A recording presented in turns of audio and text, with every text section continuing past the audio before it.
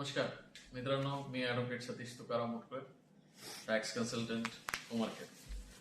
आज आपल्यासाठी एक महत्वाची टीप अशी आहे की जेव्हा आपण एखादा व्यवसाय सुरू करायचा आहे त्यावेळेला आपण त्याची सुरुवात कशी करायला पाहिजे.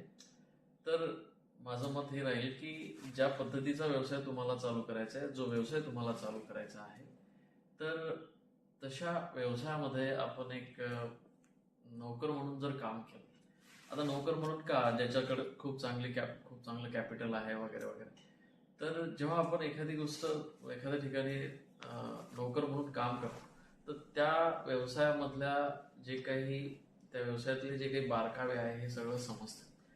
आणि जर आपण स्वतः हे व्यवसाय सुरू केला आणि त्यानंतर आपण आपले या व्यवसायामधले बारकावे शिकायचं म्हटलं, तर तिथं त्या बारकावे शिकेपर्यंत आपल्याला काय होईल की काही चुका आपल्याकडून होतील आणि त्या चुकांचं जे काही आपल्याला नुकसान होणार आहे.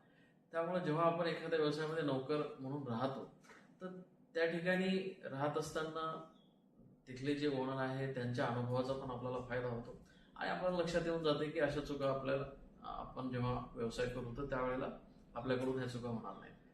तर आता ज्यांचे ऑलरेडी व्यवसाय आहे ते स्वतःच्या व्यवसायामध्ये सुद्धा आपण पाहतो की स्वतःच्याच व्यवसायामध्ये ते सुरुवातीला प्रॅक्टिस करतात आणि नंतर मग स्वतः त्याच पद्धतीचा व्यवसाय दुसरं युनिट वगैरे चालू करतात. पण ज्यांचा पूर्वजांचा कोणताही व्यवसाय नाही आहे, तर अशा व्यक्तींना जसं जर सपोज तुम्हाला कापड दुकान टाकायचं तर एखाद्या कापड दुकानावर तुम्ही राहिलं पाहिजे, जेणेकरून खरेदी कुठून होते, कशी होते, किती करायला पाहिजे, होलसेलर कशा पद्धतीनं एक्सेस सेलिंग करतो, ॲज अ रिटेल. म्हणजे जेव्हा आपण नोकर असतो त्यावेळेला कस्टमर आपल्यासोबत काही कम्युनिकेशन करत असतो, जे कम्युनिकेशन आपल्यासाठी खूप महत्वाचं असते. कस्टमरसोबत डील कसं करायचं, ह्या सगळ्या गोष्टी नोकर म्हणून आपण जेव्हा राहतो त्यावेळेला समजत असतात.